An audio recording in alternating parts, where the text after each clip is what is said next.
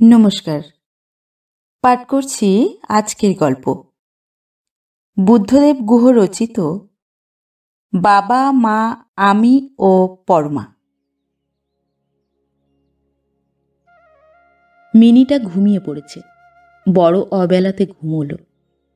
বিষ্ণুপুরে আসার পর থেকেই খাওয়া দাওয়ার পর ছুটির দিনে বাড়ির সামনের ফাঁকা জমিটুকুতে বসি একটু। এখনো গরম পড়েনি, বসন্ত এখন। চারপাশে অনেকগুলো কৃষ্ণচূড়া গাছ লালে লাল হয়ে আছে। সারা দুপুরে এবং রাতভর কোকিল ডাকে। বইটইও এখানে বিশেষ পাই না। রবিবারের কাগজের লেখাগুলো খুঁটিয়ে পড়ি। অফিস থেকে শনিবার আসার সময় কিছু ম্যাগাজিন নিয়ে আসি। শনি রবিবারে পড়ে আবার সোমবারে ফেরত নিয়ে যাই অফিসে। দূরে ছিন্নমস্তার মন্দির। রাঠির বাগানের দিকের ঝুপড়ি ঝুপড়ি গাছগুলো চোখে পড়ে। লালবাঁধের জল চিকচিক করে দুপুরের রোদে। তার পাশে বন বিভাগের ইউক্যালিপটা প্লান্টেশন। ভারী সুন্দর দেখায় ওদিকটা। কোনো কোনো রবিবার পরমা আর মিনিকে নিয়ে হাঁটতেও যাই ওদিকে। অবশ্য এখানে আমাদের সকলেরই প্রচুর হাঁটাহাঁটি হয়। সকালে বাজার যাওয়া আসাই তো প্রায় মাইল 3। ফিরেই মিনিকে স্কুলে পৌঁছে দিয়ে এসে চান করে খেয়ে নিয়ে অফিসে যাই। পরমাই স্কুল থেকে নিয়ে আসে মিনিকে। হেঁটে যায়, হেঁটে আসে। সাইকেল রিক্সা নিয়েও যেতে আসতে পারত, কিন্তু তাতে রোজ 1 টাকা করে খরচ। আমার আয়ে এত বড় বিলাসিতা পোষায় না। তাও তো এখন গরম পড়েনি। গরম ও বর্ষার দিনে পরমা আর মিনির দুর্যোগের এক শেষ হবে, কিন্তু করার কিছুই নেই। হঠাৎ পরমা একটা পান হাতে করে নিয়ে এসে বলল, খাবে নাকি? হঠাৎ পান? বললাম আমি। পরমা বিরক্ত গলায় বলল, অত জেরার উত্তর দিতে পারবো না, খেলে খাও। পানটা মুখে দিয়ে বললাম, বসবে? চেয়ার আনবো ঘর থেকে? পরমা বলল, না। তারপর বলল, সময় মতো বাস স্ট্যান্ডে যেও কিন্তু। বাস স্ট্যান্ডে কেন? আমি শুধলাম। তারপর বললাম, রবিদা বৌদি তো গাড়িতেই আসবেন লিখেছেন। পরমা বিরক্তির স্বরে বলল, লিখেছেন, কিন্তু যদি বাসেই এসে পড়েন? বাহ, তা কেন করবেন? আমি বললাম। পরমা বলল, অত তর্ক করো না। তারপরই বলল, আমার দাদা বৌদি তো, তোমার গা থাকবে কেন? তোমার বাড়ির কেউ হলে তো সকাল থেকে কতবার গিয়ে বাস স্ট্যান্ডে খোঁজ খবর করে আসতে। আমি এবার বিরক্ত হয়ে বললাম, তা হয়তো করতাম, কারণ আমার আত্মীয় স্বজনদের তো গাড়িতে করে আসার কথা থাকতো না। পরমা চলে গেল। বলে গেল, ইচ্ছে হলে যেও, নইলে যেও না, আমার আর কিছু বলার নেই। পরমা কারোর সঙ্গেই মানিয়ে থাকতে পারল না বলেই কলকাতা ছেড়ে বিষ্ণুপুরে আসতে হয়েছিল। আমাদের বসু পরিবারতন্ত্রে আমার স্থানটা সব দিক দিয়েই এত নিচুতে ছিল যে ওই ব্যাপারে অশান্তি পাওয়া ছাড়া আর কিছুই করার ছিল না। বন্ধুবান্ধবরা বলতো জয়েন্ট ফ্যামিলির দিন চলে গেছে। শুনতাম, কিন্তু যার একা থাকার সামর্থ্য নেই তার সকলের সঙ্গে না থেকে উপায়ই বাকি। একসঙ্গে থাকতে হলে শান্তিপূর্ণ সহাবস্থানই একমাত্র উপায়। পুতুল খেলার দিন থেকেই প্রত্যেক মেয়েই মনে মনে একটি নিজের নিজস্ব সংসার চায়, যেখানে সেই সম্রাজ্ঞী। সে সাম্রাজ্য যতই সামান্য ও দারিদ্র্যময় হোক না কেন, তার স্বাদই আলাদা। অন্তত আমার স্ত্রী এবং অন্যান্য পরিচিতা ও আত্মীয়াদের দেখে আমার এ কথাই বারবার মনে হয়েছে। আমি সাধারণ, অতি সাধারণ সরকারি চাকুরি।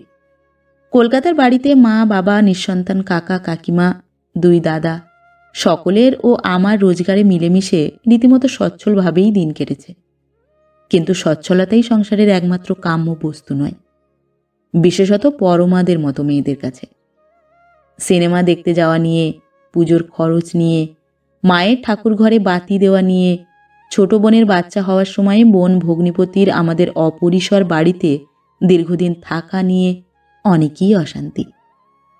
মধ্যবিত্ত পরিবারের পারিবারিক রাজনীতির অনেক স্রোত, উল্টো স্রোত, সব মিলেমিশে এবং বিশেষ করে কাকার গর্ব ও কাকিমার দেমাক নিয়ে পরমার মনের মধ্যে চাপা অসন্তোষ ও টেনশন ক্রমশই এমনভাবে পুঞ্জীভূত হয়ে উঠছিল যে বদলির অর্ডারটা আসায় হাতে যেন চাঁদই পেয়েছিলাম আমরা। পরমা এই প্রথম আলাদা সংসার পেল বিষ্ণুপুরে এসে। আমাদের একমাত্র মেয়ে মিনিকে নিয়ে আমাদের দুঘরের 2.5 জনের সংসার পেয়ে সত্যি খুশি হয়েছিল পরমা।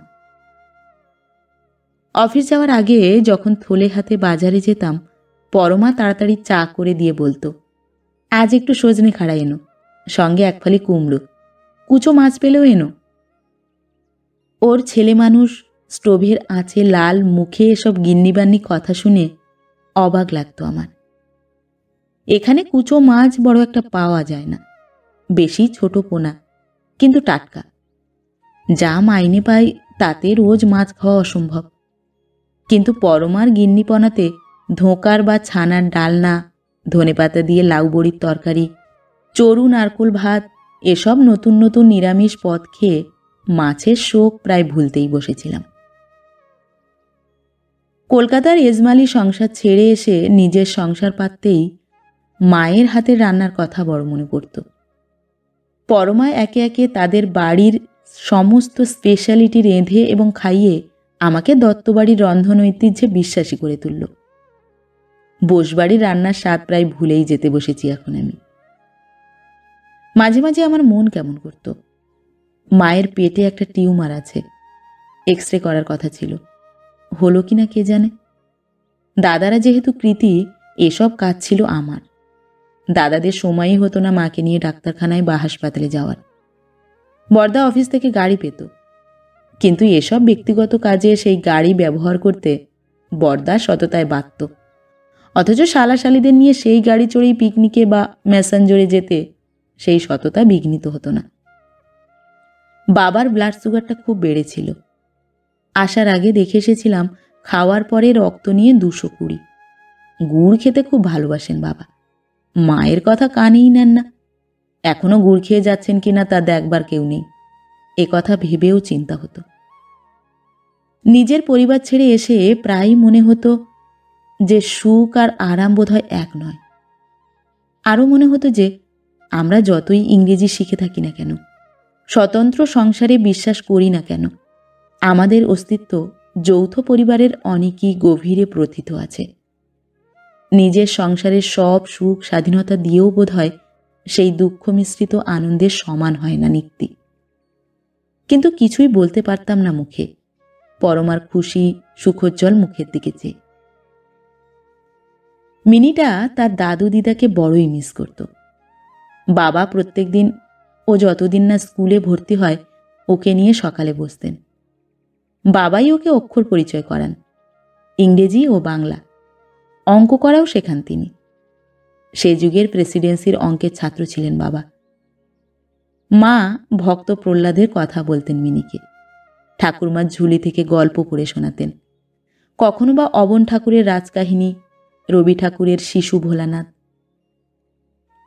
বর্ষার রাতে রান্নাঘর থেকে ভেসে আসা খিচুড়ির ফোড়নের গন্ধ, কাকার সিগারেটের ধোঁয়ার উগ্র গন্ধ, চান করে আসা পরমার গায়ের সাবানের মিষ্টি গন্ধের সঙ্গে কড়কড়ে করে আলু ভাজা ও শুকনো লঙ্কা ভাজার নাক সুরসুর করা গন্ধের মধ্যে আমার ঘরে বসে খবরের কাগজ পড়তে পড়তে আমাদের সেই যৌথ পরিবারের যৌথ গন্ধগুলো আমার সমস্ত মস্তিষ্কের মধ্যে সেঁধিয়ে যেত, সেঁধিয়ে থাকত।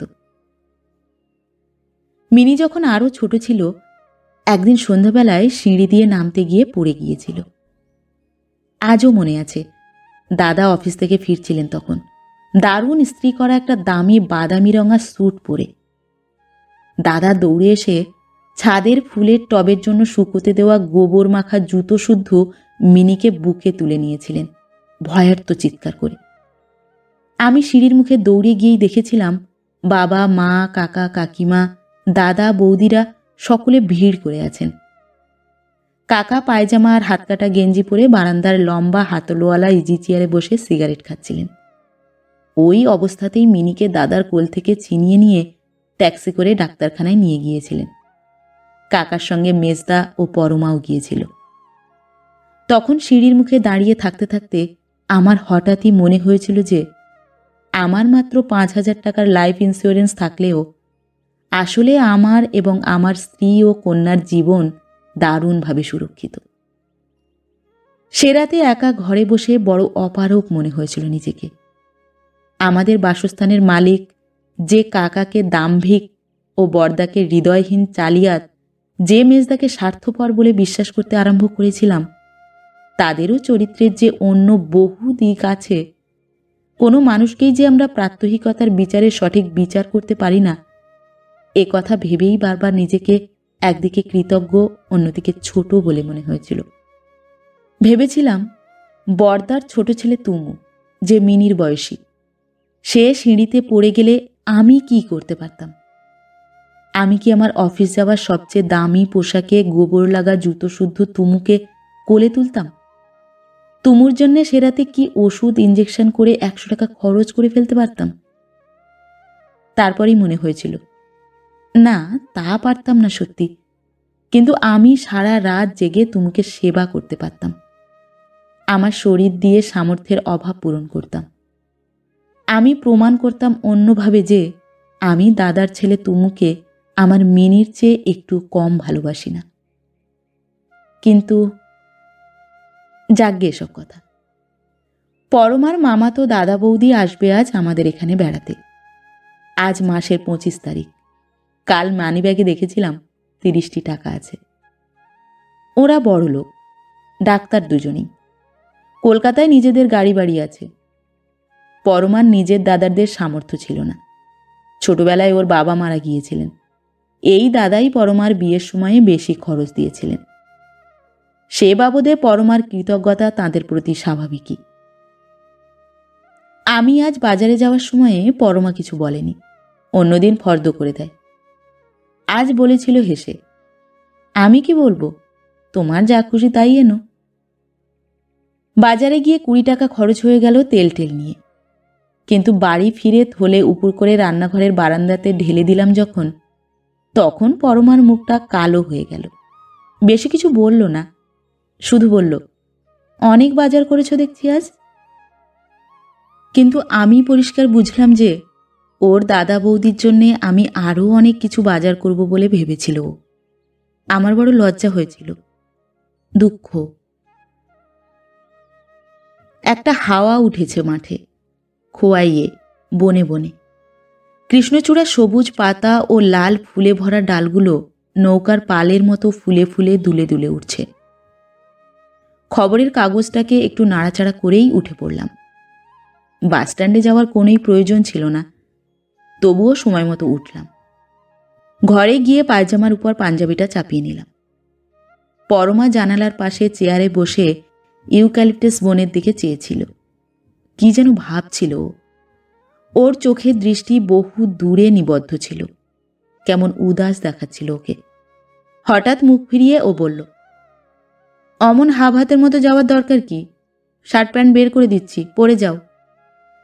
আমি কথা বললাম না, একবার ফিরে তাকালাম। পরমা বলল, চা খেয়ে যাও, 5 মিনিটে করে দিচ্ছি। আমি বললাম, না থাক, বাসস্ট্যান্ডেই খেয়ে নেব। পরমা বললে, তোমার মতো পয়সার অপচয় আর কেউ করে না, কত যেন বড় লোক, ভাব দেখলে হাসি পায়। আমার গা জ্বলে উঠল। আর কথা না বাড়িয়ে বেরিয়ে পড়লাম। বাসস্ট্যান্ডে গিয়ে দাঁড়িয়ে রইলাম। বাস প্রায় ঘন্টাখানেক লেট করে এলো। অনেকক্ষণ পায়চারি করলাম। লাভের মধ্যে রাবারের চটির স্ট্র্যাপটাই ছিঁড়ে গেল। কাল সকালে বাজারে গিয়ে সারানো ছাড়া উপায় নেই। এক পায়ে চটি পরে হাঁটা যায় না। চটি জোড়া হাতে করে যখন সন্ধ্যের অন্ধকারে বাড়ি ফিরলাম, তখন দেখি বাড়ির সামনে একটি ঝকঝকে কালো ফিয়াট গাড়ি দাঁড়িয়ে আছে। কে একজন গাড়িতে বসে আছে, ড্রাইভার হবে বোধহয়। ভিতরে ঢুকতেই বৌদি বললেন, কি হে জয়ন্ত, আমরা তো লিখেইছিলাম যে গাড়িতে আসব। পরমা বলল, বাস কখন এসে গেছে, আমার উপর রাগ দেখাবার জন্য বেরিয়ে টেরিয়ে ফিরলেন। তারপর ওর বৌদির দিকে ফিরে বলল, তোমরা তো আমারই দাদা বৌদি, ওর তো কেউই নয়। রবিদা হঠাৎ আমার হাতে ধরা চটির দিকে চোখ পড়ায় বললেন, ও কি, হাতে ওটা কি? মিনি হাততালি দিয়ে বলল, মা, বাবা চটি হাতে হেঁটে এলো। পরমা চকিতে আমাকে দেখে নিয়ে বলল, সঙ্গের মতো দাঁড়িয়ে থেকো না তো, চটিটা রেখে এসো। চটি রেখে আসতেই রবিদা বললেন, আর 1 কাপ চা করে খাওয়া পরমা। পরমা চা করতে গেল ভিতরে। বৌদি বললেন, আমাদের সঙ্গে কিন্তু ড্রাইভার আছে, ও খাবে, বুঝলে জয়ন্ত, পরমাকে বলে দিও। পরমা ভিতর থেকে বলল, বলতে হবে না, পরমার চোখ আছে, আমি কি আর রাম সিংকে চিনি না? বৌদি বললেন, জয়ন্ত, এখানে কেন এসেছি বলো তো? আমি বোকার মতো বললাম, পরমার সংসার দেখতে। বৌদি বললেন, তা তো বটেই, তবে সেটা আসল কারণ নয়। আসল কারণ বালুচরি শাড়ি নিয়ে যাবে তো দোকানে? আমি বললাম, নিয়ে যাব না কেন, কিন্তু তার তো শুনেছি অনেকই দাম, 1000 টাকা 1500 টাকা এক একটা শাড়ি। রবিদা হাসলেন, বললেন, তোমার বৌদিও কি আর কম দামি হে? আমি হাসলাম, বললাম, তা তো বটেই। তারপর বললাম, থাকবেন কদিন? বৌদি বললেন, বেশি দিন থাকলে তোমার আপত্তি? আমি আবারও হাসলাম, বোকারা অকারণেই হাসে। বললাম, না না, কি যে বলেন। রবিদা বললেন, পরশু ভোরে ব্রেকফাস্ট খেয়েই চলে যাব, আমার আবার বিকেলে একটা অপারেশন আছে, খুব বড় মারোয়ারি ব্যবসাদারের একমাত্র মেয়ের অ্যাপেন্ডিসাইড অপারেশন। কাজ কিছু নয়, কিন্তু ভালো মাল করি আছে, ফোকটে লাভ, বুঝলে না? ভালো ছাত্র না হলে ডাক্তার হওয়া যায় না জানতাম, জানতাম ডাক্তারদের প্রফেশন সবচেয়ে নোবেল প্রফেশন। কিন্তু রবিদার কথা শুনে হাবভাব দেখে বোঝা যায় না উনি লোহা ঢালাইওয়ালা না ডাক্তার। অবাক লাগলো। ওরা চাটা খেয়ে বললেন, এখানে আমার এক বন্ধুর ভাই আছেন, এসডিও, খুবই ঘনিষ্ঠ বন্ধু, যাই একবার দেখা করে আসি। গেলে অবশ্য বিপদ আছে, নাও ছাড়তে পারে, খাইয়ে তো ছাড়বেই, ওখানে রেখেও দিতে পারে। তারপর বললেন, তুমি যাবে নাকি সঙ্গে? আমি বললাম, না না, উনি কত বড় অফিসার, এসব ছোট জায়গায় আমাদের অনেক প্রোটোকল মেনে চলতে হয়। উনি যদি আমার কথা শুনে আমাকে দেখতে চান বা আলাপ করতে চান, সে অন্য কথা। আমার কাছ থেকে ডিরেকশন নিয়ে ওরা চলে গেলেন। ড্রাইভারের চা খাওয়া হয়ে গেলে ওরা চলে যেতেই পরমা বলল, তোমার মতো ছোট লোক দেখিনি, অমন করে কেউ অতিথিকে শুধোয় যে কদিন থাকবেন? কথাটা কি অন্যভাবে বলা যেত না? তোমার জন্য আমার মাথা কাটা যায় লজ্জায়। কি বললে তুমি খুশি হতে? বলতে পারতে যে বেশ কয়েকদিন থাকতে হবে, কিন্তু তাহলেই জানতে পেতে যে কদিন থাকবেন। তোমার মতো আমার বাড়ি তো শান্তিপুরে নয়, অত সুন্দর করে কথা বলতে শিখিনি। শেখনি তো অনেক কিছুই, কিন্তু শিখতে আপত্তি কি? আমি আর কিছু না বলে আবার বাইরে গিয়ে বসলাম অন্ধকারে। মিনি বারান্দা থেকে তোতা পাখির মতো বলল, বাবা, অন্ধকারে বসো না, মা বলেছে বিছে কামড়াবে। পরমা এসে বলল, রাম সিং অনেকদিনের ড্রাইভার আমাদের, ওকে খাতির যত্ন না করলে হবে না। একটু পরেই ভিতর থেকে আবার ফিরে এসে বলল, শুনছো, দাদা বৌদি আর আমি আমাদের ঘরেই শোবো। মিনিকে নিয়ে তুমি বারান্দার চৌকির খাটে শুয়ে ঘরের খাটটা রাম সিংকে ছেড়ে দাও। আমি বললাম, তাই হবে। রবিদা বৌদি প্রায় 11টায় ফিরলেন এসডিওর বাড়ি থেকে। পরমা রান্নাবান্না সেরে বসে বসে হাই তুলতে তুলতে মিনির পাশে শুয়ে পড়েছিল। ওরা আসতে আবার খাবার টাবার গরম করে সকলে মিলে খেতে বসা গেল। পরদিন প্রভিডেন্ট ফান্ড থেকে 200 টাকা ধার নিলাম। সকালে বাজার করলাম পাশের বাড়ির মুখুজ্জিবাবুর কাছ থেকে ধার করে।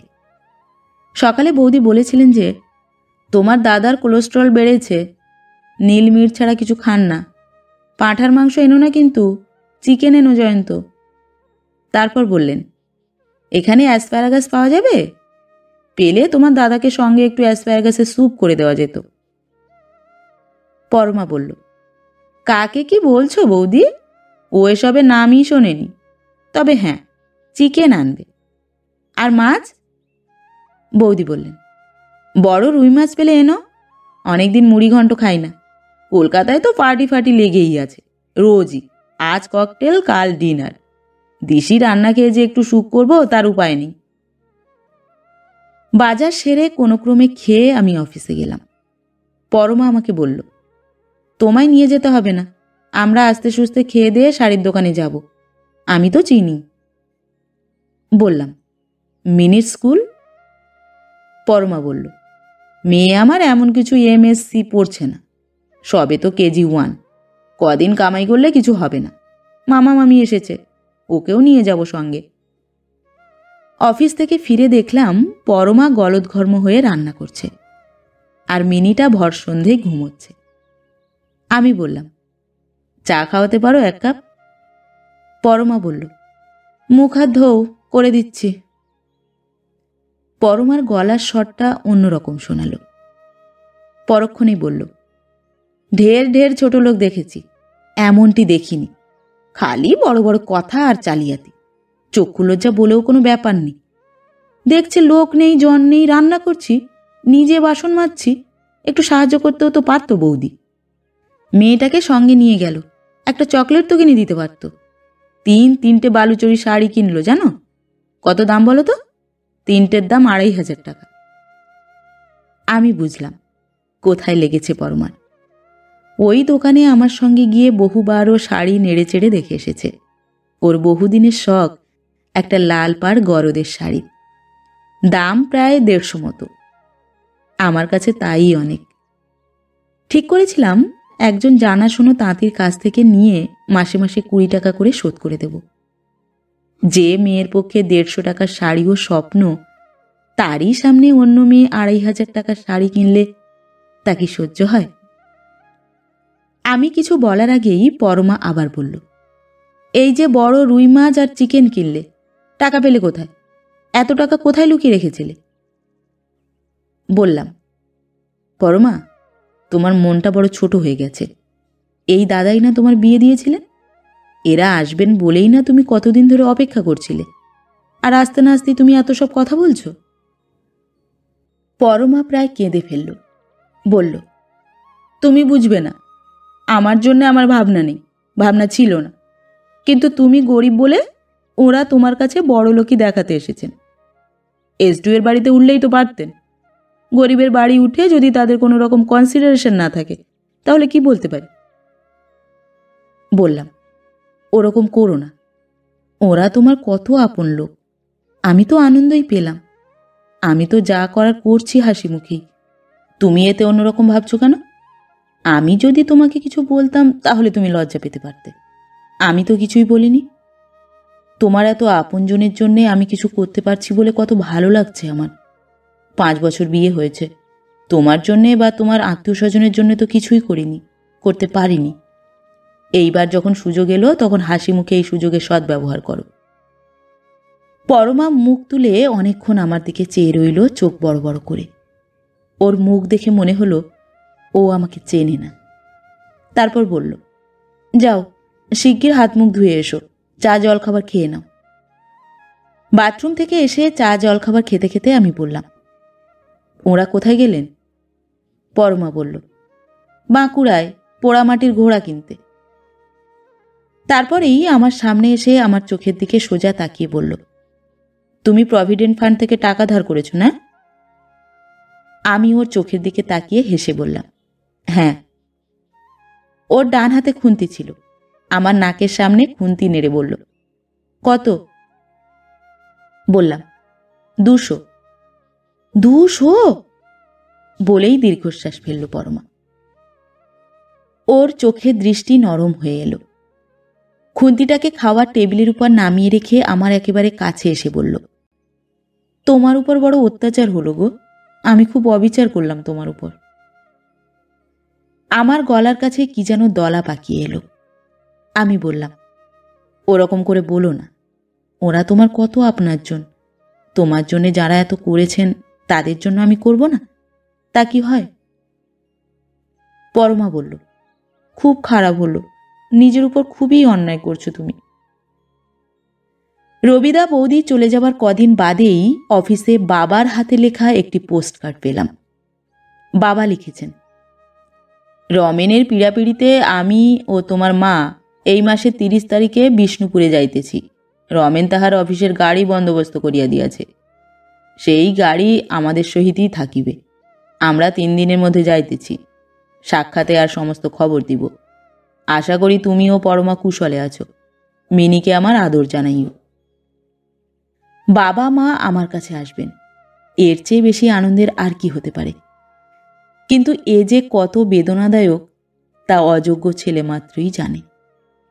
নিজের অযোগ্যতার কারণে বাবা মায়ের জন্য যা করার, মন যা করলে খুশি হয় তা না করার যে কি দুঃখ, তা আমি সেই মুহূর্তে প্রথম অনুভব করলাম। যোগ্য হইনি, হতে পারিনি বলে নিজেকে অভিসম্পাত দিলাম।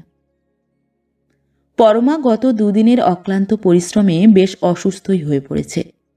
ওর একটা অ্যালার্জির মতো হয়, হাঁপানির টানের মতো ওঠে, সেইটা উঠেছে। পাছে আমার খরচ বেশি হয় তাই কিছুতেই অ্যালোপ্যাথিক ডাক্তারের কাছে যায়নি, হোমিওপ্যাথের কাছ থেকে ওষুধ এনে খাচ্ছে। ঠিক এই সময়ই বাবা মা এবং বর্দার অফিসের ড্রাইভার, এ খবর আমি পরমাকে দিতে পারবো না। তার চেয়ে ওরা আসুন, যেন আচমকা এলেন। আমি মিথ্যে করে বলবো যে চিঠি পাইনি। সে রাতে পরমা খুবই কষ্ট পেল। আমি ওর বুকে পিঠে হাত বোলাতে গেছিলাম রাতে উঠে। আমাকে খুব বকল, বলল, কাল তোমার অফিস নেই?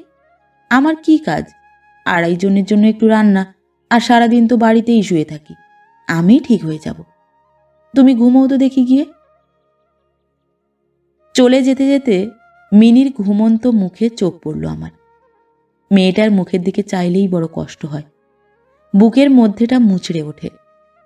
বড় কষ্ট দেওয়ার জন্যে ভুল করে আমরা পৃথিবীতে এনেছি। এতটুকু শিশু, ওর কি দোষ? আমার অযোগ্যতার জন্যে ওকে ভালো খাওয়াতে পারবো না, পড়াতে পারবো না, ভালো শিক্ষা দিতে পারবো না ভালো বিয়ে দিতেও। কিন্তু যোগ্যই হই বা অযোগ্যই হই, বাবা তো বাবাই। বড়লোক বা গরিবই হোক, সব বাবা মায়ের কাছেই সন্তান তো সন্তানই। গরিব বাবা মায়ের বুকের মধ্যে চাপা কষ্ট যে কতখানি, তা কি সন্তানরা কোনোদিন জানতে পারবে, বুঝতে পারবে? তাদের বাবা মায়েরা তাদের যা দিয়েছিল তা কি মনে রেখে যা দিতে পারেনি সেই কথার ক্ষোভ ভুলে যাবে বড় হলে? ক্ষমা কি করবে মিনি আমাদের? অন্তরের বোধের দাম কি বুঝবে ভবিষ্যতে? এ কথা কি জানবে যে ওকে জাগতিক কষ্ট দেওয়ার সঙ্গে সঙ্গে ওর মা বাবা তাদের অক্ষমতার কারণে মানসিক কষ্ট পেয়েছে প্রতিটি ক্ষণ? বাবা মায়ের যেদিন আসার কথা সেদিন আমি ইচ্ছে করেই দেরি করে বাড়ি ফিরলাম, কারণ জানতাম যে ওরা নিশ্চয়ই সকাল সকাল খাওয়া দাওয়া করে বেরুবেন এবং বিকেল নাগাদ পৌঁছে যাবেন। আজ আমার ভূমিকা অযোগ্য বাবার নয়, অযোগ্য ছেলের। অযোগ্য ছেলের বুকে সেই অযোগ্যতার গ্লানি যে কতখানি বাজে, তাও কি বৃদ্ধ বাবা মা বোঝেন? হয়তো বোঝেন, কারণ তাঁরাই যে জন্মদাতা। তাঁরাও আমাকে না বুঝলে আর কে বুঝবেন? বাড়ির সামনে দূর থেকে একটা অ্যাম্বাসাডার গাড়ি দেখতে পেলাম। বাড়ির কাছাকাছি আসতেই হাসি, গল্প, হৈ হৈ শুনতে পেলাম। বাড়ি ঢুকেই অবাক হওয়ার ভান করে বললাম, এ কি, তোমরা? বাবা বললেন, চিঠি পাসনি? মিথ্যে কথা বললাম। কিসের চিঠি? বাবা বললেন, না, এ দেশের কিচ্ছু হবে না। কলকাতা থেকে বিষ্ণুপুর আসতে চিঠির সময় হলো না, তেলাপোকা হেঁটে এলে এর চেয়ে আগে পৌঁছে যেত। আমার ভয় ছিল মাকে নিয়ে। বিয়ের পর থেকে একদিনের জন্যেও মায়ের সঙ্গে পরমার বনিবনা হয়নি। কারণটা আমার সম্পূর্ণই অজ্ঞাত। স্ত্রী চরিত্র নাকি দেবতারাই জানেন না, তাই আমার পক্ষে এর রহস্য আবিষ্কারও অসম্ভব ছিল। মায়ের এই হঠাৎ আগমন পরমা কিভাবে নেবে এবং তার সবচেয়ে অযোগ্য এবং সে কারণেই সবচেয়ে আদরের ছেলেকে তার কাছ থেকে নিয়ে এসে পরমার এখানে সংসার পাতার অপরাধ মাও যে কিভাবে নেবেন আমার জানা ছিল না তা। কিন্তু ঘরে ঢুকে যা দেখলাম তাতে নারী চরিত্র সম্বন্ধে জ্ঞান আমার যতটুকু বা আছে বলে জানতাম সেটুকুরও অনস্তিত্ব সম্বন্ধে দৃঢ় প্রত্যয় হল। দেখি মা রান্না করছেন, পরমা তার পাশে বসে তরকারি কাটছে, মিনি বাবার কোলে বসে গল্পে মশগুল। বাবা বলছেন, আমার কোলটা যে কতদিন ধরে মিনির জন্য কীরকম কাঁদছিল তা আমিই জানি। মিনি ছোট ছোট হাত নেড়ে বলল, আমার কোলে যে দাদু তোমার জন্য কি কাঁদছিল কি বলবো। মা বললেন, ওরে আমার পাকুনি রে। সবাই হাসছেন, সবাই গল্প করছেন। পরমা খুশি হয়েছে সবচেয়ে বেশি। যে মায়ের সাংসারিক কর্তৃত্ব থেকে মুক্তি পাওয়ার জন্য সে ব্যাকুল হয়ে এখানে পালিয়ে এসেছিল, সেই মায়ের হাতেই হাতা খুন্তি তুলে দিয়ে এই মুহূর্তে সে যেন পরম নিশ্চিন্ত বোধ করছে। মাকে বললাম, কি রাঁধছ মা? মা বললেন, তুই কতদিন আমার হাতে খিচুড়ি খাস না, তাই এসেই তোর জন্য খিচুড়ি রাঁধতে বসেছি। বাবা ফোড়ন কাটলেন। বুঝলে বড় মা, এবার আমরা দুজন নো হয়ার খিচুড়ি ভক্ত মা ছেলে একসঙ্গে হয়েছে, এবেলা খিচুড়ি ও বেলা খিচুড়ি।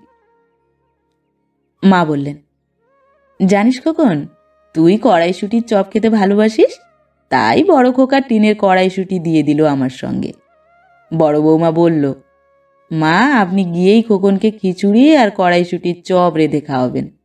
বলল, দুটো ছেলে মানুষ যে কি করছে সেখানে, কি খাচ্ছে কি রাঁধছে ভগবানই জানেন।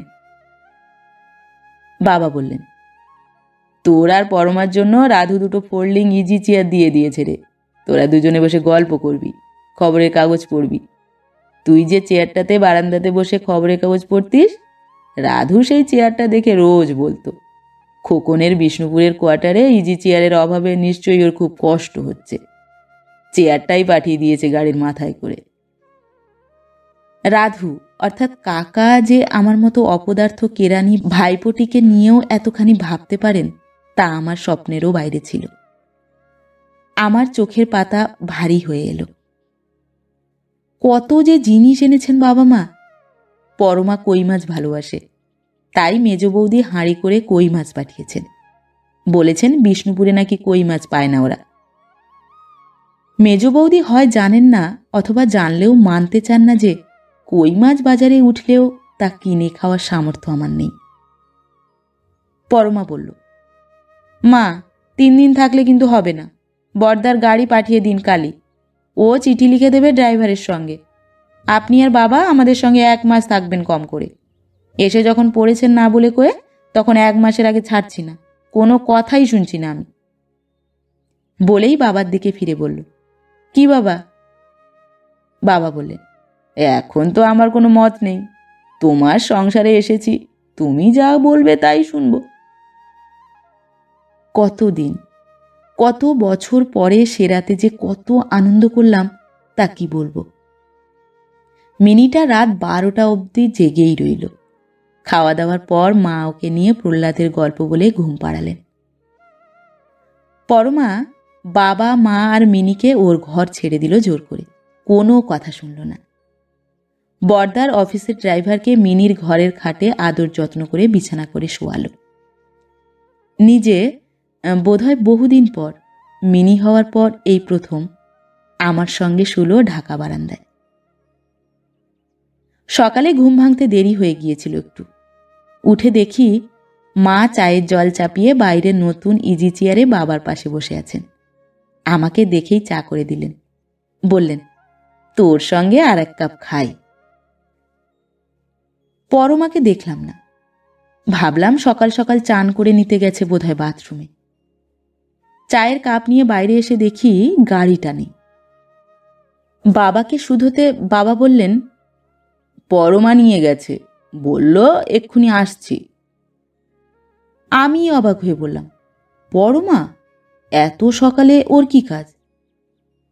মা বাবা দুজনেই চিন্তান্বিত গলায় বললেন, তা তো আমরা জানি না। কেন, তুইও জানিস না কিছু? আমি উত্তেজনা না দেখিয়ে বললাম, এলেই জানা যাবে। মা বললেন, পরমার চেহারাটা যা খারাপ হয়ে গেছে তা বলার নয়।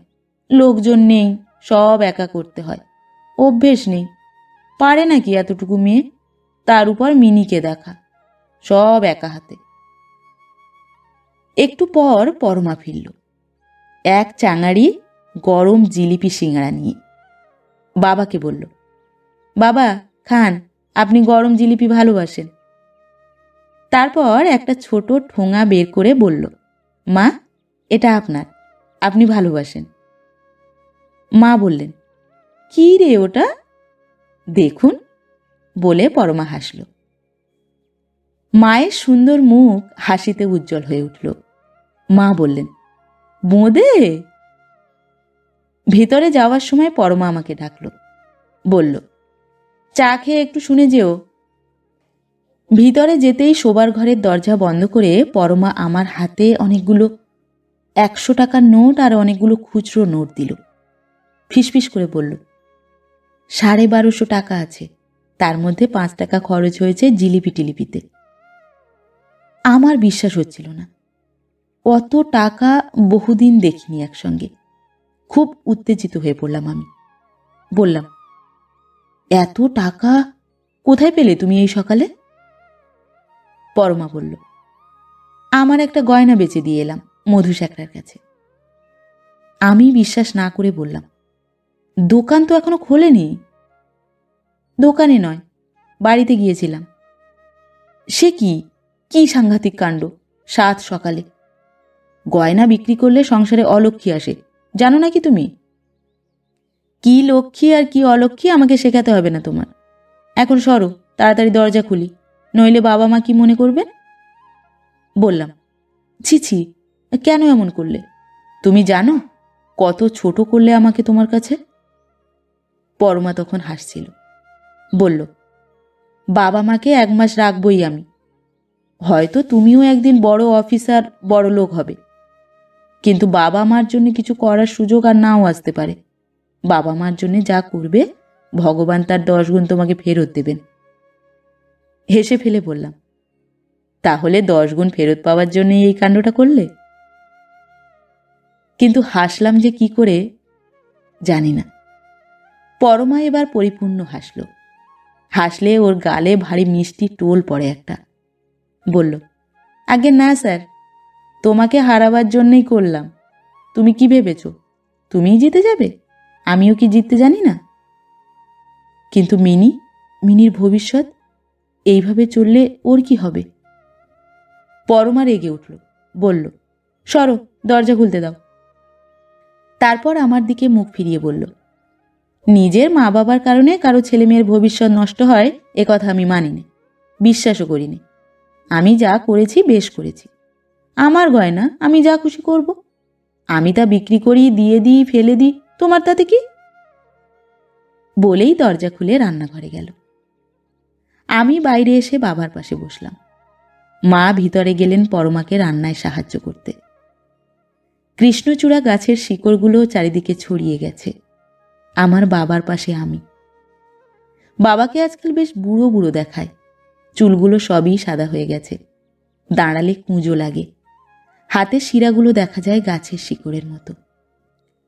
বাবার পাশে বসে থাকতে থাকতে আমার হঠাৎ মনে হলো যে প্রত্যেকটি দূরত্বের লাটাইতেই নৈকট্যের সুতো গোটানো থাকে সবসময়, এবং শিকড়ের মধ্যেই থাকে গাছের প্রাণ, লতায়, অর্কিডেও।